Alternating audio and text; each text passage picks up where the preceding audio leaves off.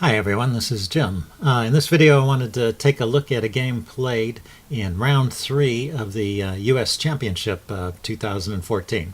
So let me start by saying a few words about the US Championship. It's going on in St. Louis from May 7th to May 20th. There are 12 players involved, including Gadakamsky, who is the number 2 rated player in the US and won it last year. And there's 11 rounds, so everybody gets to play everybody else. There's one rest day in that, and also there's a day that they have for playoffs at the end in case there's a tie at the end of the main tournament.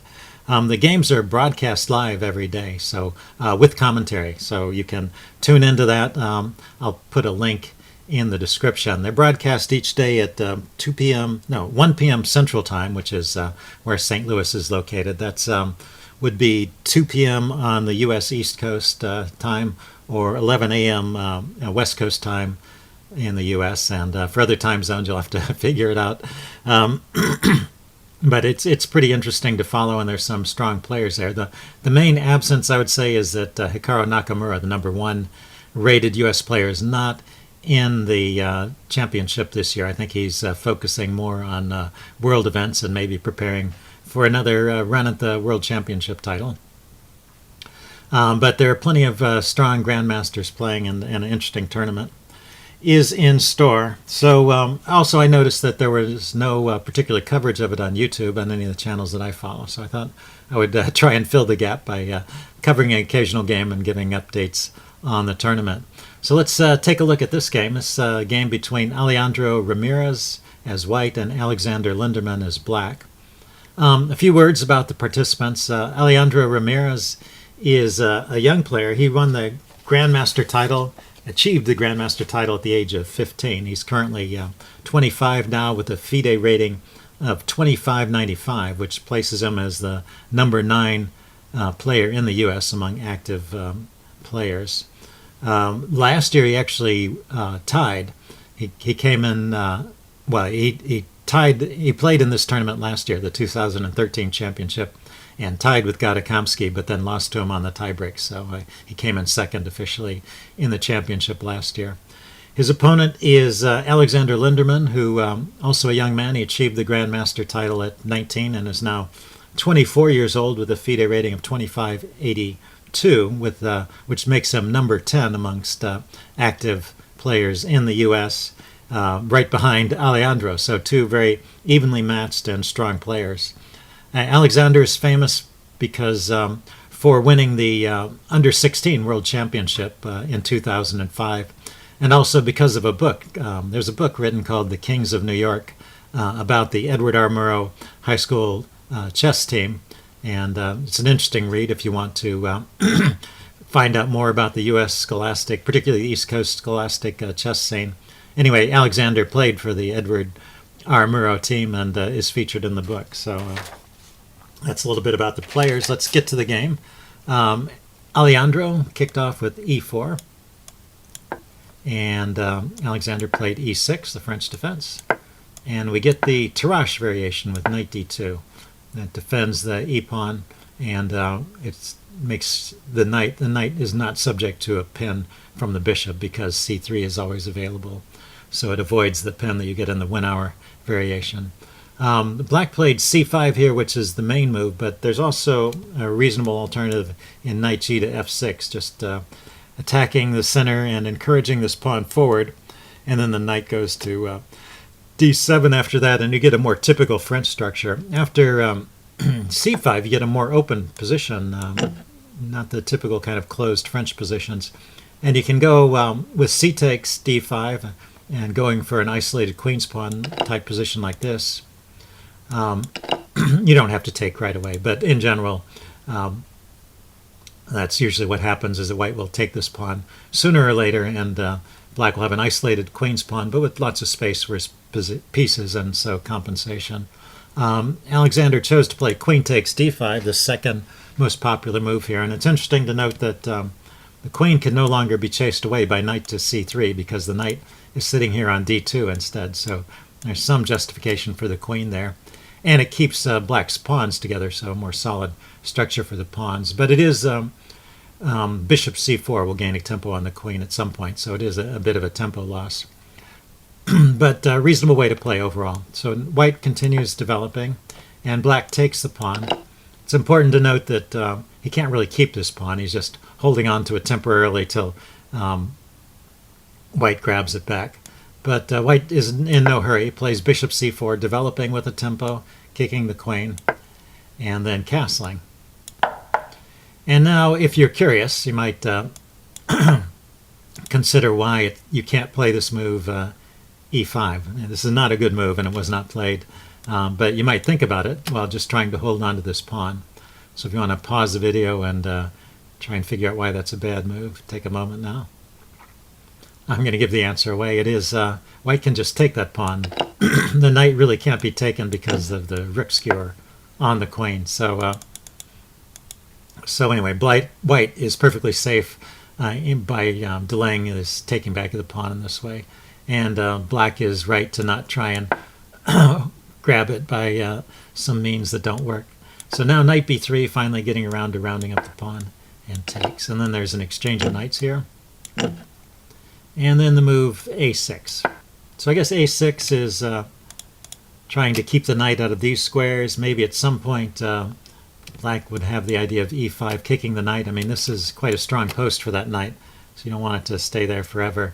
But white plays a move rook e1, so now knight e5 would not really do anything because of the pin. Black plays queen c7 here, hitting the loose bishop. And now white has a couple of choices. He could just retreat the bishop to b3, or he could play queen e2, defending the bishop, which is played. And so the number of games that have reached this position is starting to diminish now as we get into positions where there are a lot of different choices. But both players are playing natural moves, and these positions have all been seen before. So bishop c5, developing a piece with a threat once again. Common theme in many good players' games. So c3, defending the knight, and h6, keeping a bishop from coming to the g4 square. And now knight f5. And this unusual move is the first move that wasn't in the database. So this might be a novelty, or it might be a recent innovation in opening theory. I don't really know. And Alexander played a very interesting move here. So first of all, of course, the knight can't be taken because of the pin. And then secondly, the knight is threatening to take on g7, so that's a loose pawn there. And you might think, well, black could just castle here, and that is a playable move, and in fact the chess engine gives that as the first choice. But maybe black didn't particularly like the looks of that position after castling. All of white's pieces seem poised and directed towards the king, and so maybe he was afraid he would come under a pretty severe kingside assault. Although the knight has to move first, so it's not happening immediately. But maybe he just didn't like the look at it, or maybe he didn't look of that, or maybe he had a different plan. Anyway, he played the move king f8, which does many of the same things. It protects the pawn, and it unpins this e-pawn, so now the knight is actually threatened.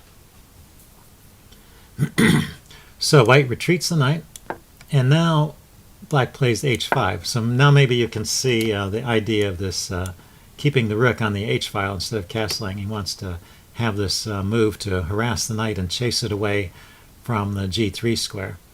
So the knight moves in advance, and now black's knight comes to g4 with a very simple threat of queen takes h2 and followed by queen h1, checkmate.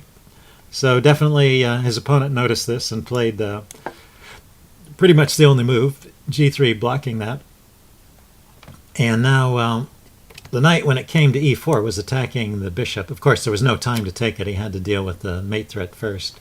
But black does not want to give up this dark squared bishop. He retreats it to a7. And now white develops with the move bishop f4. But this, on the surface, it looks like a developing move with a threat. But black has a good answer in e5.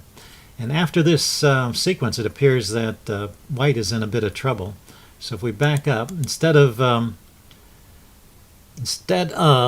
bishop to f4, the engine is recommending moves like maybe rook to d1, king to g2, bishop to b3. Different possibilities. But this move seems to land black in a bit of trouble. So white thinks so. Black has this move e5, kicking the bishop and forcing it to move again, and the bishop goes to g5. And already the chess engine thinks that bishop e3 should be played here. But you can see why white didn't want to play it, because black would just take that. And now black has this pin on this pawn. These pawns are a bit scattered on the king side. And although the engine says this is a playable position, you can see why white didn't really want to go that way. But it turns out, I guess, that other moves are worse. So he played the natural move bishop to g5, actually the engine's second choice there. And black counters with the bishop to f5. And I think black's play is very instructive. So at various points in this sequence, you might want to stop and think about what your plan would be as black and how you would proceed, and then compare it to what black actually does. So he starts out once again with a move that develops and makes a threat. Threat is just bishop takes knight, and then this pawn here on f2 is hanging because the knight and the dark squared bishop are both focused on f2. And so after the exchange, it pulls the queen away from the defense of f2. So white plays the move rook f1, and now f6, kicking the bishop. And here, maybe bishop to e3 is the better part of valor, but he went all the way back to d2. And so I guess, yeah, this is a good point to for you to test your skills as the attacking player. So it's black's turn to move. What would you play as black here? Okay, I'm going to give the answer away now. It's rook to d8. Once again, you're developing a piece with a threat. And the threat is bishop takes knight once again, because the knight is overloaded here. I mean, the queen. The queen is overloaded. The queen is defending the bishop, and the queen is defending the knight. So if we back up in this position, yeah, maybe bishop d2 was a bit of an unfortunate choice. But you really hate to put it on e3, as I explained, and also bishop to c1 just blocks the rook in. In this position, actually, the chess engine recommends going in for complications with the move h3, counterattacking the knight here, and but still with a strong edge for white. So anyway, let's go back with the game continuation, rook d8. So now what to do about these problems? White chose rook d1, so that when the rook, if the rook were to take the bishop, he could take back with the rook and maintain a defense of the knight. Black plays the move queen c6, intensifying the pressure on the knight. So now this is just hanging. And one point is the bishop on d2, in addition to its other problems, it's also blocking the natural retreat square. Oh, didn't mean to do that. The natural retreat squares of the knight are all taken away. The knight has no moves. So that's why at this point white is actually in big trouble. He plays the move bishop to e3, defending. Cancel that. Well, since I put bishop to d3 on the board, let's see what's wrong with this. Just knight takes f2, or rook takes d3. Yeah, knight takes f2 is strongest. Knight takes f2. If you take with the knight, then this bishop goes, because you've got the bishop and the rook trained on that guy. So this bishop, instead of defending the knight, has become a liability and a target. So taking with the rook, and this wins at least the exchange. But there's even stronger moves like bishop to g4. So that's no good. So what he played in this position was bishop e3, a top engine choice. So he's doing the best he can, but his knight is hanging now.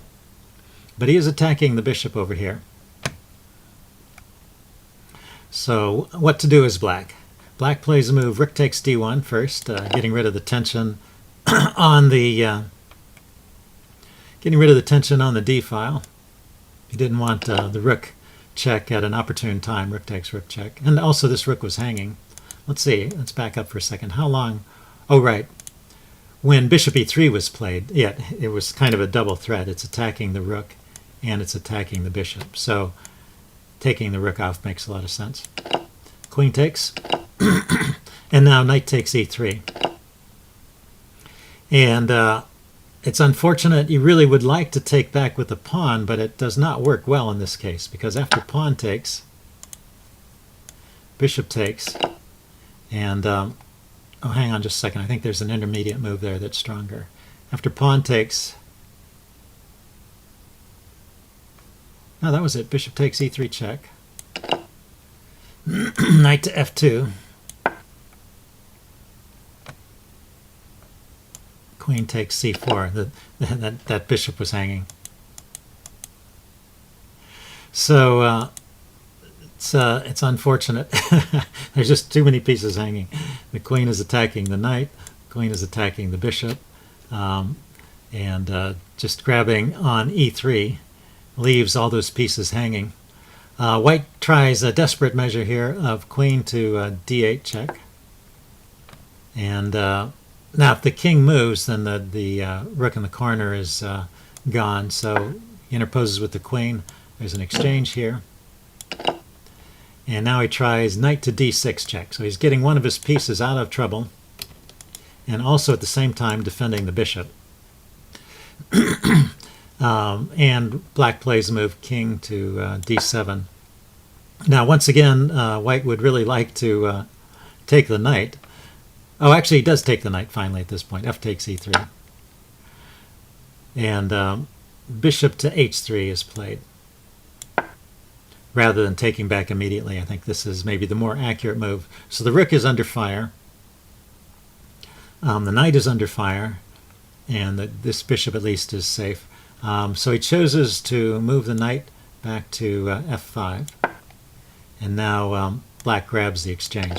So if we back up a second, you have to ask yourself, how about, since this knight, or this rook was under fire and the knight was under fire, how about rook to d1, defending the knight? So yeah, this is the variation I was thinking about earlier. This is where bishop takes e3 is very dangerous. So notice the crisscrossing bishops cover all of these squares, and the king is forced back to the corner. And now black has the killer move bishop to g4, which does two things.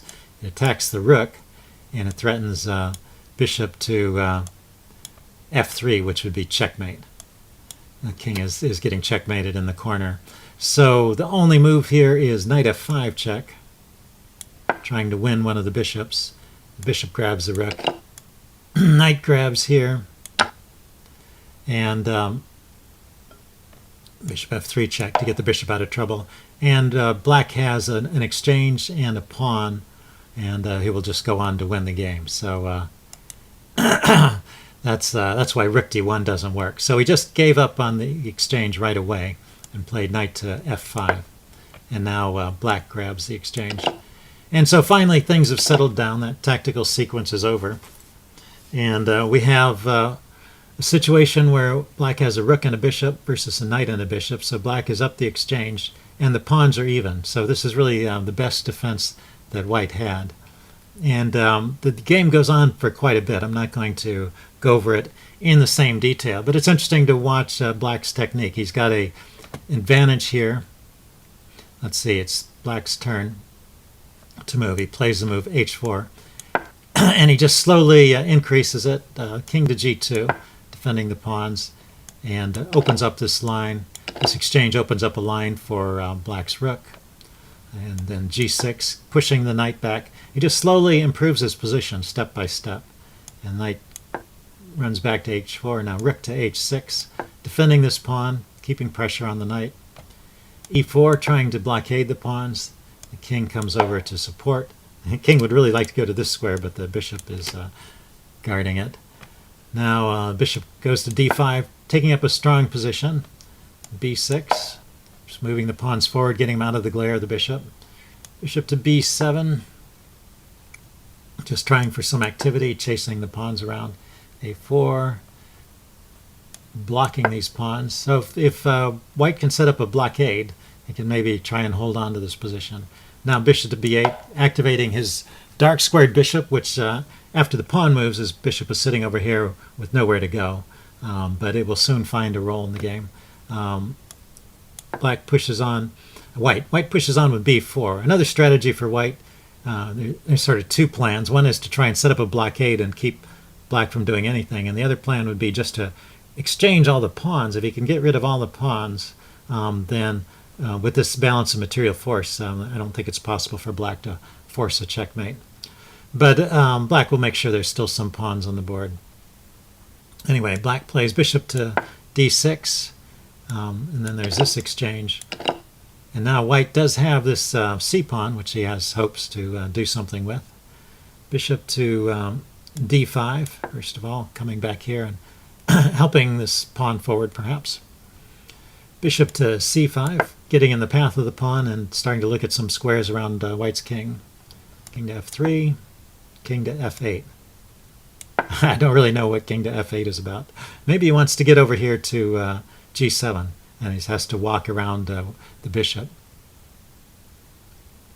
Okay, bishop to c6 was played. Cancel that.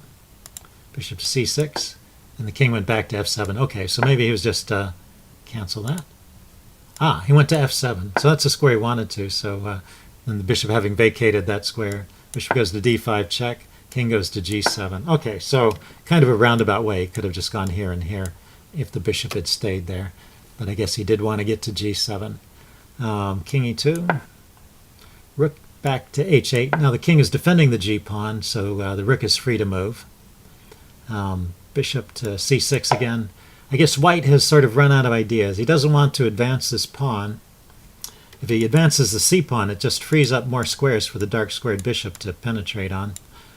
So he's keeping it here to kind of restrain the bishop. So he's left with no plan other than shuffling the bishop back and forth, his own light squared bishop. Okay, and bishop to b6 was played here. Bishop to b5. Okay, just a little bit of shuffling. Rook to c8 now, going after this pawn. And finally this pawn is forced forward, freeing up some squares, as I mentioned, for the dark squared bishop. Rook to d8 now, taking the open file. Knight to f3. Bishop to c5. Okay, maybe looking at some of these diagonals. I guess from here it could support rook to d2, although the knight's currently covering that. White plays g4, and black goes in with g5. g5.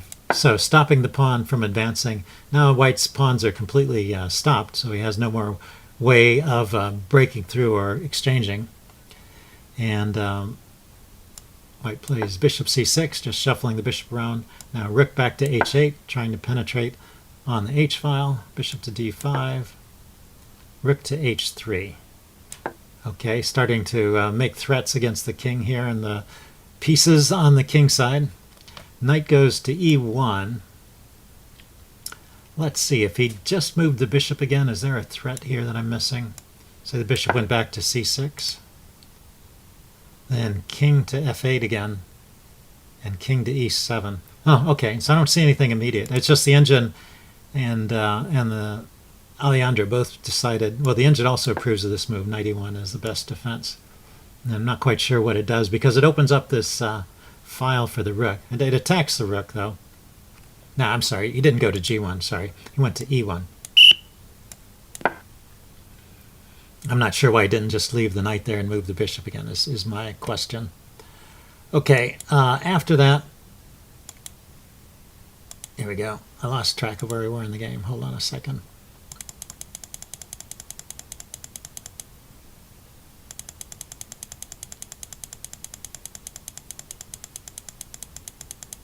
Okay, we got to this position where,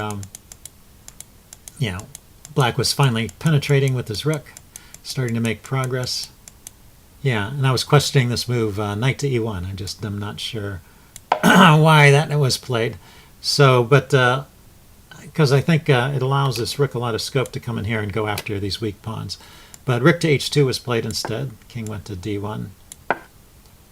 And king to f8. So the king is marching around back this way. Knight to d3. Bishop to e3. King to e1. King to e7. c5, trying to make some more progress with the pawn, supported by the knight there. Rook to d2, threatening the knight, and bishop to c4, holding on to the knight. And now rook to c2, hitting the bishop. Bishop to a6. And now bishop takes c5. So finally, through that series of maneuvers, he got his rook active behind the scenes and managed to snag the one pawn that that white had that was a potential threat. So king to d1, going after the rook. Rook to c3, hitting the knight. Of course, the rook has to stay in touch with the bishop because it's under attack. Now knight to b2. Yeah, the knight was under attack, so the knight has to move. And knight to b4, bishop to b4. Knight to c4. Rook to g3. Hitting the g-pawn. Bishop to c8. Defending this way. And rook to d3 check. And at this point, white decided to resign. I think it's been hopeless for a while here. It's just a matter of time before before white manages to round up some more pawns or break through. In this position, there's threats like the rook here, skewering these guys. Although this can be defended, the knight can drop back to b6 there to defend the bishop. But anyway, he gave up at this point.